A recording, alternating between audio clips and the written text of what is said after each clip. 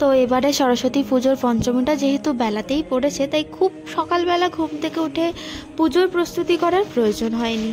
ঠিক টাইমেই ঘুম থেকে উঠে স্নান করে, হলুদ দিয়ে স্নান করে শাড়ি পরে পুজোর প্রস্তুতি মানে ফল ঠল কাটা, মিষ্টি সাজানো, আরও যারা যারা কাজ থাকে এই সমস্ত কিছু করতে করতে আমরা একসাথে পুজোটা কমপ্লিট করলাম।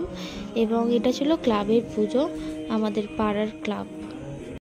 বাঙালি সরস্বতী পুজো মানেই ছোটো থেকে বড় মেয়েরা সবাই শাড়ি পরে পুজোর ওখানে আসা, আর এখানেও তাই হয়েছিল, সবাই শাড়ি পরে সেজেগুজে, ছেলেরা পাঞ্জাবি পরে এসেছিলো।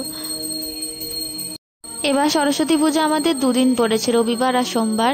তো আজকে রবিবার, তো আজকে পুজোর এই ড্রেস আপ আমাকে জানিও, আর অবশ্যই মূর্তিটা কেমন হচ্ছে সেটাও জানিও, সরস্বতী মূর্তিটা কতটা সুন্দর হয়েছে আর কীরকম সাজানো হয়েছে সেটাও জানিও। আর এটা আমার মা করেছে বাড়িতে ছোট করে পুজো, মা আয়োজন করেছে, সবটা মা একা হাতেই করেছে, কারণ আমি ক্লাবের ওখানে ছিলাম, তো আমি একটু সময় বা সুযোগ পাইনি। চলো দেখা হচ্ছে নেক্সট ভিডিওতে।